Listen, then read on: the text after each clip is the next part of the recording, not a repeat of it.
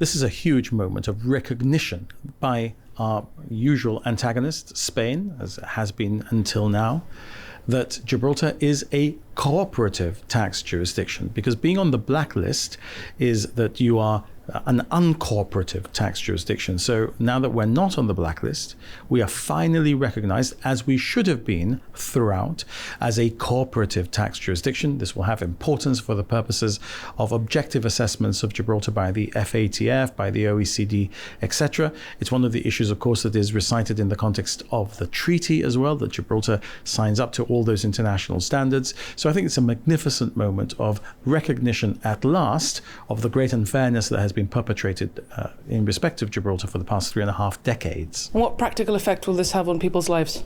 So there's different levels of practical effect. For example, people who might live in Gibraltar and have property in Spain, they will no longer be presumed to be acting in a way that is contrary to Hacienda's interests. Hacienda will have to prove that now for the purposes of particular charges and penalties. For people who might work in Gibraltar but live in Spain, if they earn less than 60,000 euros, they won't have to do double taxation. They'll only pay tax in Gibraltar. They won't have to do an additional payment in Spain. For those who are trying to do business with Spain, or whether they're doing personal payments into Spain for the payment of a thing in a shop or whatever, the banks will now be able to deal with Gibraltar banks in a different way without the controls there were before, because we were a blacklisted jurisdiction.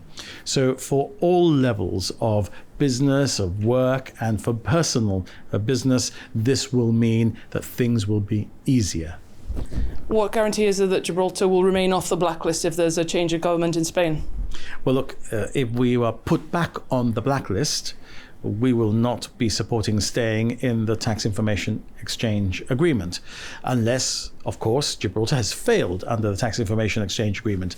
The tax office led by John Lester, with the advice of Terence Roca and the people who make up that team there, Julia Madakin and all the others, are scrupulous in the way that they perform Gibraltar's international legal obligations, not least because these are international legal obligations acquired by the United Kingdom, and Gibraltar's failure would put the United Kingdom in breach of its international legal obligations. That's something that we would not countenance. But look, there is politics happening in Spain. Of course, we have a large number of people in Spain who wish us as much harm as possible in one particular political party and in another. And of course, you cannot discount these things. But look, there were people in Gibraltar who were saying we should not sign the tax information exchange agreement. There was a political party in Gibraltar, namely the GSD, with a leader, namely Mr. Sobaldi, who was saying that they would withdraw from the tax information exchange agreement, and we would not have had the benefit of being removed from the blacklist. Gibraltar has done the right thing under the leadership of the GSLP Liberals. We've been removed from the blacklist. We have been proved right.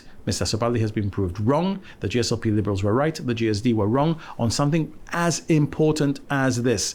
Let us assume now that those parties that were wrong about this, in Gibraltar, the GSD, in Spain, Vox and Partido Popular, will say, well, look, now this has moved in the right direction. There is now trust established between the tax authorities of both nations. Let's build on that, rather than, if we're ever in government, try and undo that or unpick that, which is the effect of what the suggestion you've made would be. And finally, once again, we are ever nearer to the 15th July target implementation date. How are things progressing, to your knowledge? Well, things are progressing very well indeed. I hope that we will soon be able to make an announcement about the final dates agreed for signature and for provision and application to begin. And then we'll start looking at how we can ensure that the process of ratification also reaches a safe harbor.